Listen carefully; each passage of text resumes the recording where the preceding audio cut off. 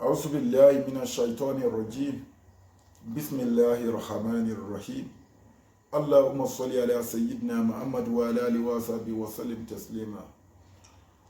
ọ̀rọ̀ ìṣítí tá a fẹ́ sọ fúnra wa láàárọ̀ kò ní pọ̀ rárá. ìran èèyàn méjì péré náà ni a ní ká bá wọn sọ̀rọ̀ láàárọ̀ yìí.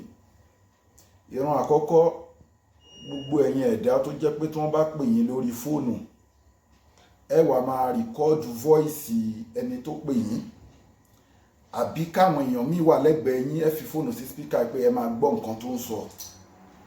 níta burú ní ti mọ̀náfìkì ni mò ń sọ o, kì í ṣe lórí àtúnṣe o, tó jẹ́ lórí ti mọ̀náfìkì tó pé téèyàn bá ti ń pè yín báyìí ẹ ti ń rìkọ́ọ̀dù vọ́ìsì ẹnìyẹn kẹ́ lè máa sẹ́ǹdẹ̀ sáwọn èèyàn pé nǹkan tó sọ ni, nǹkan tí lágbájá sọ ni, nǹkan tí lágbájá sọ ni, tàbí tí tó pè yín táṣìírí ń bẹ láàárín èèyàn àti ẹ̀ tẹ́wàá fi sí spíkà táwọn èèyàn á máa gbọ́ gbogbo nǹkan tẹ́ ọjọ́ ń sọ láṣìírí tẹ́wàá fi sí spíkà. ẹni tó bá ń tú àṣírí ọmọ ẹnìkejì, àṣírí ẹ̀ ò ní bò láyé, kò ní bò lálẹ́ kẹ́hámọ̀. ọ̀rọ̀ Ọlọ́run ni, ẹ má jẹ́ ká máa ṣe bẹ́ẹ̀, kò dáa. ìran ẹlẹ́ẹ̀kejì òun náà ni gbogbo àwa tá la ń jíṣẹ́ Ọlọ́run pátápátá, gbogbo àwọn jíṣẹ́ Ọlọ́run pátápátá yányán.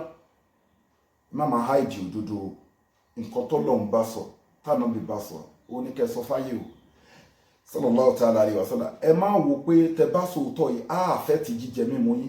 ẹ má wò pé tẹ bá sòótọ́ yìí àwọn èèyàn ní nífẹ̀ẹ́ yín mọ́.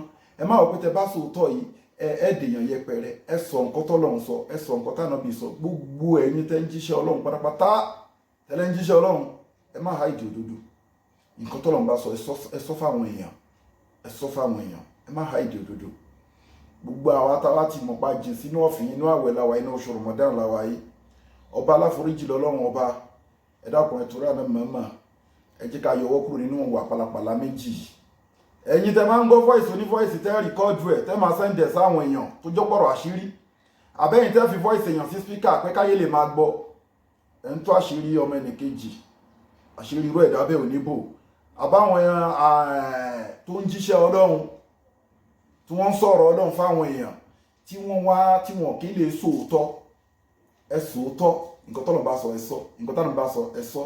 so ayé ṣì wà fáforíjì, t'Ọlọ́run ọba ló sọ bẹ́ẹ̀ ní Suratu Tawbah pé summa yatubullahu min ba'di zalika ala man yasha'u wa huwal ghafurur rahim. Ọlọ́run ní èyíkéyìí nínú yín tó bá lè túbá o, àwọn Ọlọ́run á foríjì. lẹ́yìn tá a bá foríjì tán á tún wá kẹ́.